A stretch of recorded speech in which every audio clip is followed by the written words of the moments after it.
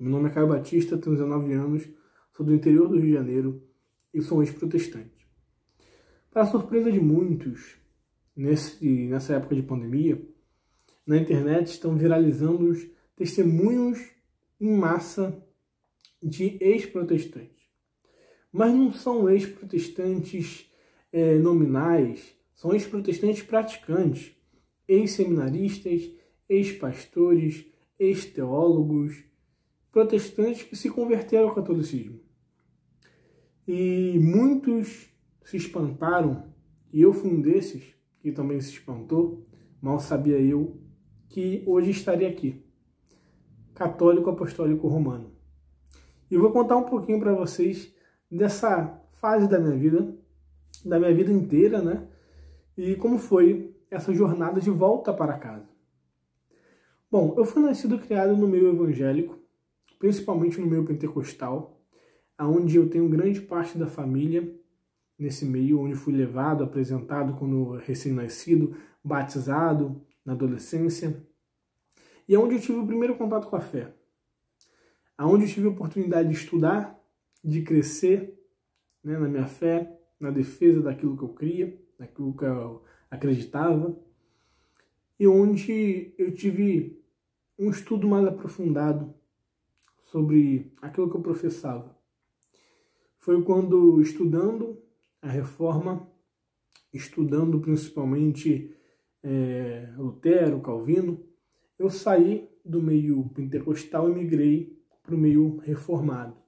Eu fui presbiteriano durante alguns anos da minha vida, até minha conversão ao catolicismo, aonde eu tive meus primeiros passos em direção a uma fé mais racional, a uma fé estudada, a uma fé coerente, a uma fé embasada, a uma fé fundamentada no estudo das Sagradas Escrituras, e onde eu tive meu primeiro contato com a história dos pais da igreja.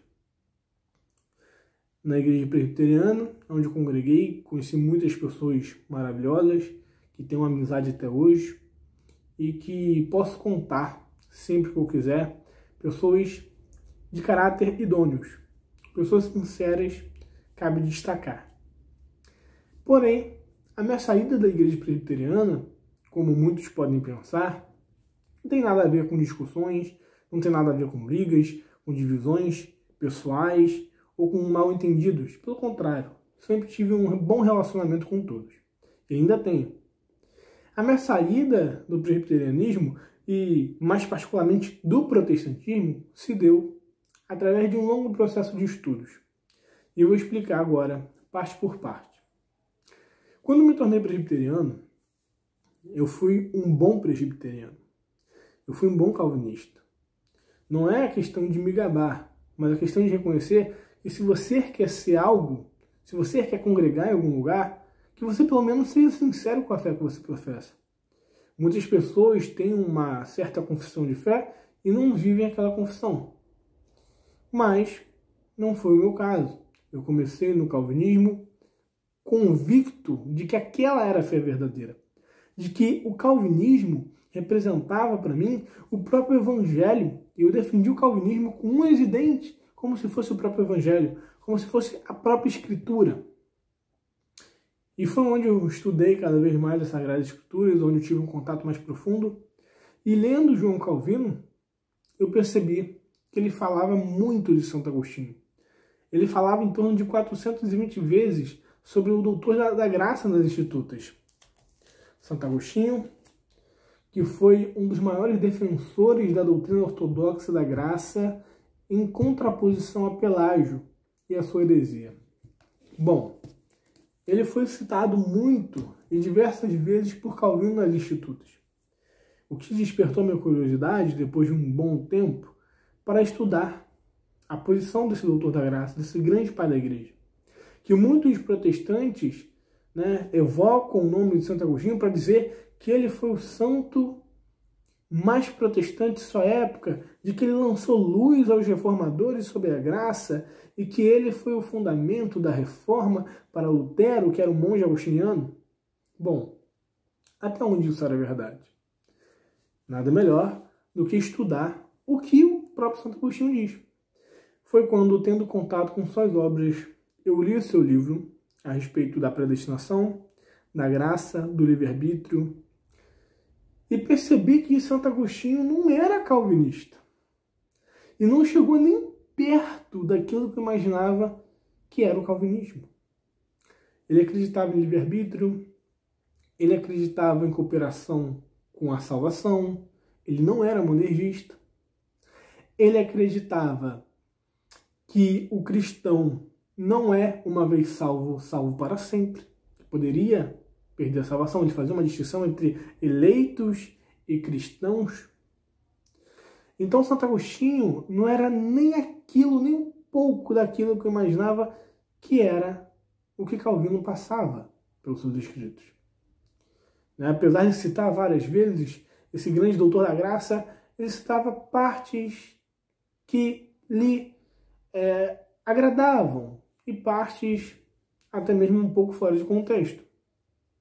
Bom, sem desmerecer aqui a intelectualidade de Calvino, foi um grande pensador, mas infelizmente não era um agostiniano sincero.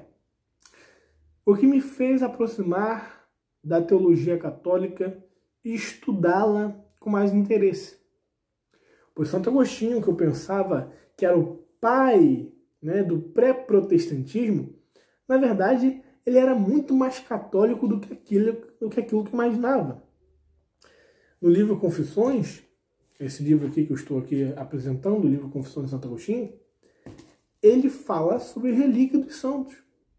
Ele fala sobre práticas católicas que os protestantes hoje chamariam de heresia e que Santo Agostinho chama de ortodoxia. No livro Confissões, ele diz que quando ele não era católico, ele acusava a Igreja Católica, ele batia na Igreja Católica, ele ofendia o catolicismo e ele odiava o catolicismo porque ele não conhecia o que era de fato a Igreja Católica. E a partir do momento que ele conheceu, ele se converteu. E estudando a Reforma Protestante, eu comecei a questionar o sola fide, o sola Escritura, que são conceitos que só vieram após a Reforma. Na história da Igreja, eles não existem. Lutero, que foi o reformador, ele tinha grandes e graves problemas com alguns livros das Escrituras, entre eles o livro de São Tiago. Porque no capítulo 2, versículo 24, São Tiago vai dizer: conclui-se que o homem é justificado pelas obras e não somente pela fé. O que levou Lutero a chamar o livro de Epístola de Palha. Fora outros livros que Lutero tentou tirar da Bíblia, ou pelo menos desconsiderou como canônicos, o livro de Apocalipse, que é a base da liturgia da igreja, o livro de Esther no Velho Testamento, o livro de Judas no Novo Testamento, e, entre outros, podemos aqui citar os deuterocanônicos, os 7 livros que os protestantes dizem que a Igreja Católica acrescentou na Bíblia. Mas na verdade não. Eles sempre estiveram lá. Eles sempre estiveram nas Sagradas Escrituras. Pega o Concílio de Cartago, em torno de 400 depois de Cristo, Concílio de Hipona, Concílio Ecumênico de Florença, todos eles antes da Reforma citam os 7 deuterocanônicos que a Reforma desconsiderou. E entre eles estão livros excepcionais, como o livro de Sabedoria, no capítulo 2, que vai falar sobre uma profecia de Jesus Cristo, a partir do versículo 12. Como que um livro desse não é canônico? Então comecei a questionar os motivos da Reforma.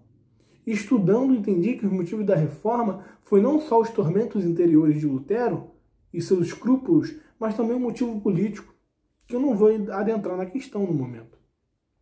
Foi o que me motivou a estudar cada vez mais as doutrinas católicas com mais sinceridade. Foi o que me motivou a entender o que de fato é o catolicismo, porque tudo aquilo que eu tinha me ensinado até hoje, na verdade, não era verdade. Então, eu estudei de fato o que era o catolicismo. Os dogmas católicos, junto com as Sagradas Escrituras, porque todos os dogmas católicos têm base nas Sagradas Escrituras.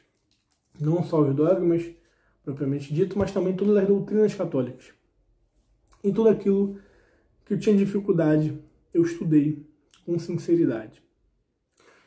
Quando um protestante estuda o catolicismo com sinceridade, como diz Chesterton, quando ele passa a não mais acusá-la, quando ele deixa de odiá-la, ele passa a admirá-la e a amá-la e é atraído por ela. Então tudo o que eu vi no catecismo, na doutrina, nos dogmas, estavam nas Sagradas Escrituras de acordo, totalmente de acordo. O próprio Paulo ensinou sobre as tradições orais, as tradições escritas, quando ele escreve aos Tessalonicenses. E quando eu fui lendo cada vez mais os pais da igreja, fui vendo que a igreja sempre foi a mesma. Que Santo Inácio de Antioquia, no primeiro século, já acreditava que a Eucaristia era o corpo e sangue do Senhor. Que Tertuliano, também nos primeiros séculos, já falava sobre culto em memória dos falecidos, em sufrágio pelas almas deles. Que todos os elementos que hoje os protestantes chamam de heresia, por exemplo, o sacrifício eucarístico, está no primeiro catecismo da igreja, na Didaqué, no ano 70, 90 depois de Cristo. O catecismo dos apóstolos que diz sobre o sacrifício eucarístico e sobre a confissão de pecados para que o sacrifício seja puro. Tudo isso me levou a aderir com mais respeito à fé católica. E não pense que foi apenas um estudo racional, mas, Caio, a letra mata, mas o espírito vivifica, muitos dizem, sem conhecer nada sobre o contexto bíblico. Bom, eu orei bastante, eu rezei bastante, eu pedi bastante, eu não orava a Deus, me torna católico. Eu orava a Deus, guie-me e me leve em toda a verdade. Afaste de mim todas as heresias e me faça um cristão na verdade. E quanto mais eu orava, mais eu me aproximava da Santa Igreja Católica. Foi quando, apenas a nível de informação, não quero pôr isso aqui como cheque de veracidade da minha conversão, mas apenas algo que eu passei. Uma experiência com Madre Teresa de Calcutá, onde eu tive um sonho em que eu estava com ela, eu sabia que ela, de alguma forma, era uma santa muito venerada, e eu não sabia quase nada da vida dela, eu sabia que ela tinha sido canonizada há pouco tempo. É onde, nesse sonho, ela me motiva a me tornar católico. E nesse sonho eu falo para ela: Madre, a senhora foi canonizada ainda em vida, né? Sendo que essa informação eu não conhecia. E a Igreja Católica não canoniza santos em vida, vivos. E ela tinha confirmado isso para mim. Estudando sobre a vida dela, depois desse sonho, que eu não conhecia nada a respeito dela, eu descobri que ela já era considerada santa pelos conhecidos, já era chamada de Santa Teresa ainda em vida. Então, quando eu fui a primeira vez conversar com o padre, pela providência divina, tinha uma imagem de Madre Teresa de Calcutá, bem na porta da paróquia. E onde Deus confirmou cada vez mais, tanto através das Sagradas Escrituras, tanto através da oração e de experiências pessoais, de que eu estava no caminho certo. Sim, as dúvidas vieram, muitas e pesadíssimas. O medo, porque eu cheguei a ser diácono na igreja presbiteriana. Eu cheguei a ser eleito ao diaconato e servi com muito amor durante alguns meses, até me tornar católico. Então eu tinha um cargo na igreja. Eu tinha familiares protestantes. Eu tinha amigos. E tudo isso é um peso. E foi um peso para mim na hora de tomar a decisão. O medo veio, mas através de muita oração, de muito estudo, de muita certeza daquilo que eu queria. O Espírito Santo sempre confortando meu coração. Eu digo, se você está vendo esse vídeo, é protestante, está em fase de conversão, mas ainda tem medos e empecilhos, lembre do que Cristo falou. Carregue a tua cruz, tome a tua cruz e siga-me. Se teu pai, se tua mãe ou se qualquer outra pessoa é mais importante para você do que a Cristo, você não é digno dele. Então, torne-te digno. Se Cristo fez o que fez por ti, você não pode abrir mão de coisas passageiras por ele? Sim, fui muito criticado, fui muito mal falado, muitas pessoas disseram que eu apostatei, que eu larguei a fé, que eu desviei, mas também recebi uma família que me acolheu de todo o Brasil, que abriu os braços para mim e me deram bem-vindas à Santa Igreja Católica. E hoje eu estou aqui. E peço que, antes de criticar a igreja, seja você quem for que está assistindo esse vídeo, estude a igreja. Estude para conhecê-la. E se conhecendo, você não se apaixonar por ela, infelizmente eu acho que o erro não está nela.